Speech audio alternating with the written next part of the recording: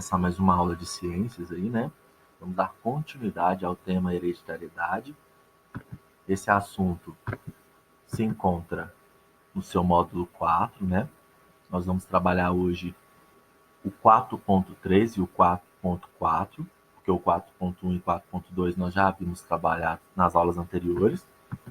É importante que a gente relembre aí qual é o objetivo dessa aula, né? Qual que é a habilidade que nós temos que desenvolver durante essa aula. A unidade temática é vida e evolução, o objeto de conhecimento é hereditariedade, e as habilidades que nós temos que desenvolver é associar os gametas à transmissão das características hereditárias, estabelecendo relações entre ancestrais e descendentes. Além disso, discutir as ideias de Mendel sobre hereditariedade, considerando-as para resolver problemas envolvendo a transmissão de características hereditárias em diferentes organismos. Bom, nós vamos começar então a fazer uma análise das genealogias, também chamadas de heredogramas, tá? Heredograma, ele é uma representação gráfica que utiliza símbolos para retratar relações de parentescos entre os indivíduos de uma família.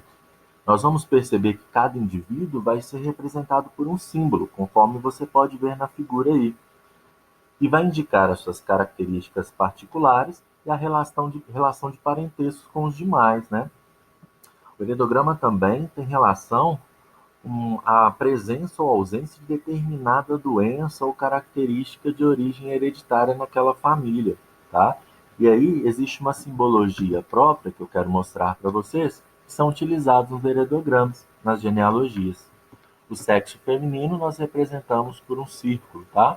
O masculino por essa figura geométrica e um quadrado. Losango, o sexo desconhecido, e quando tem uma linha unindo indivíduos de sexos opostos, a gente indica um cruzamento, um casamento, tá bom? Os algarismos romanos vão indicar a geração nesse heredograma, e os numerais vão indicar indivíduo em cada geração. Essa representação vai indicar a ligação entre pais e filhos. Essa outra representação aqui vai indicar gêmeos idênticos monozigóticos, tá? Já aqui gêmeos dizigóticos, não idênticos, né? E quando essa simbologia do sexo feminino e masculino tiverem destaque, ou com uma cor diferente ou colorido, nesse caso nós vamos usar a cor verde, indica a presença da doença, a presença da característica nesses indivíduos. Nesse caso, quem é amarelinho não tem a característica, a doença em questão. Os verdinhos têm essa característica, a doença que vai ser trabalhada no heredograma. Ok? Essa é a simbologia básica para a gente compreender essa representação dos heredogramas. Começando aí com o heredograma, vamos analisar aí essa característica. Olha, tem a simbologia que nós vimos, né? Ó, os números romanos indicando as gerações. Eu tenho 4 gerações nesse heredograma e eu tenho os indivíduos aqui numerados por geração. Indivíduo 1 e 2 da geração 1, 1, 2, 3 e 4 da geração 2 e por aí vai, tá? Os indivíduos que estão coloridos de amarelo, eles têm lóbulos livres, tá? Então eles não têm a característica em questão. Já os verdinhos têm os lóbulos da orelha ligados, aderidos. Então os verdinhos têm a característica em questão. A nossa missão aqui é descobrir se essa característica ter o lóbulo ligado à orelha é uma característica recessiva ou dominante. É determinada por um gene recessivo ou um gene dominante.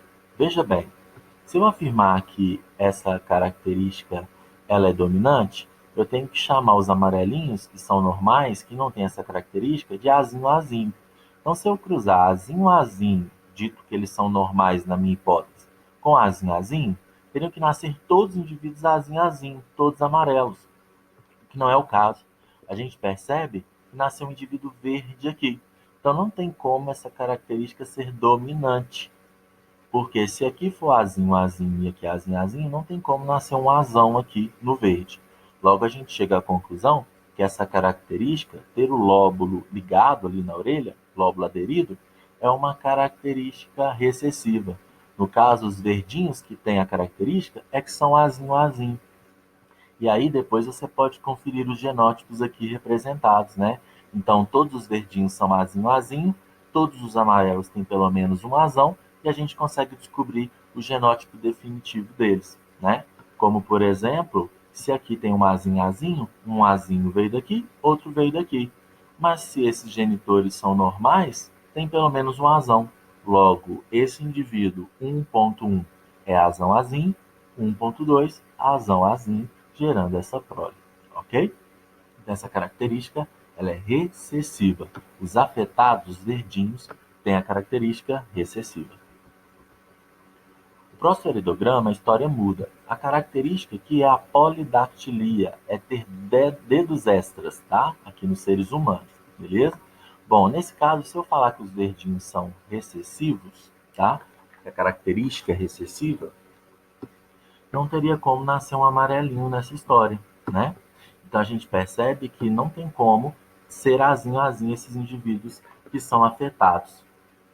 Eles serão então dominantes. Então se eles forem azão azinho aqui e azão azinho aqui, tem como nascer um amarelinho, que é o normal, azinho azinho. Nesse caso a característica é dominante. Percebam que vai depender muito do tipo de heredograma e a característica abordada para saber se ela é recessiva ou dominante. Uma dica que eu dou para vocês, voltando aqui no heredograma anterior, é que pais normais com filho afetado, desconfie que a característica é recessiva. Já aqui, pais afetados com filho normal, a característica é dominante. Então é uma dica aí que facilita na identificação do tipo de herança, do tipo de característica nos heredogramas. Tá? Quero falar um pouquinho agora para vocês sobre a herança poligênica. Poli significa vários e gênica vem de gene, tá? Essas características genéticas não são um tipo de herança mendeliana simples, tá? Ela é influenciada por vários pares de genes. Então nós temos como exemplo aí a cor dos olhos, né? A cor da pele, a estatura, e a gente percebe que vários pares de genes vão interagir para determinar essas características, tá? E é graças a esse tipo de interação gênica, dessa herança poligênica, é que existe uma grande variedade de características que nós podemos observar. Então, a herança poligênica vai ocorrer quando vários pares de genes interagem, tá? Não apenas um par de gene, conforme nós vimos na aula de Mendel. A próxima etapa aqui na nossa discussão da hereditariedade é entender um pouquinho sobre a herança do grupo sanguíneo. Quando a gente fala que uma pessoa é do grupo A, ou B, ou AB, ou O, nós estamos falando do fenótipo em relação ao grupo sanguíneo desse indivíduo. O grupo sanguíneo é uma característica hereditária, tá? Presente aí nos seres vivos, que a gente consegue descobrir analisando as hemácias desses indivíduos, tá bom?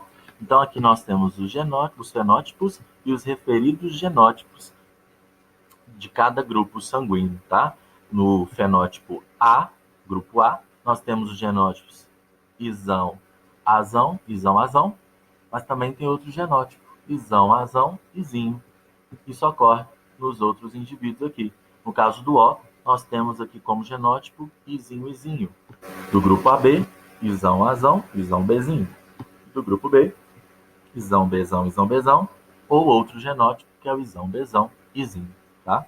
Não pode esquecer essa relação de fenótipo e genótipo no grupo sanguíneo. Eu trouxe aqui um exemplo de uma questão para a gente exercitar o que a gente viu agora, e a questão diz o seguinte: um homem isão, azão, izinho, ou seja, ele é do tipo A, grupo A, casa-se com uma mulher izinho, izinho, ou seja, uma mulher do grupo O, né, conforme nós vimos na tabela anterior, ok? O exercício quer saber qual a probabilidade de o casal ter um filho do tipo O. Então, olha só, um homem do tipo A casa-se com uma mulher do tipo O e quer saber a probabilidade de ter um filho do tipo O. Fazendo os cruzamentos que nós já aprendemos, né? Isão, azão com izinho, isão, azão com izinho, izinho, izinho, izinho, izinho, nós vamos perceber que metade da prole, ou seja, 50%, serão do tipo O, tá? Então a resposta é 50%. Além de falar que a pessoa é do grupo A, B, AB ou O, nós podemos falar se é A positivo ou negativo, B positivo ou B negativo, AB positivo ou AB negativo, ou O positivo ou O negativo, né? Isso diz respeito ao fator RH. O fator RH está presente na superfície das hemácias também. Alguns indivíduos têm esse fator, então eles são chamados de RH positivo. Outros indivíduos não têm esse fator lá nas hemácias, então eles são chamados de RH negativo. Assim como no sistema ABO, que nós vimos anteriormente, no fator RH existem genótipos, já que é uma herança hereditária, uma herança genética. O RH positivo tem pelo menos um Rzão. Ele tem o genótipo Rzão, Rzão ou Rzão, Rzinho. Já no caso do indivíduo RH negativo, ele é Rzinho, Rzinho, ok? Esse fator RH ele é chamado assim porque, através de estudos do sangue de macacos do gênero Rhesus, é que descobriu-se esse fator, ok? Isso que determina se o sangue do indivíduo, né, é positivo ou negativo. Então, um exemplo aqui para a gente exercitar.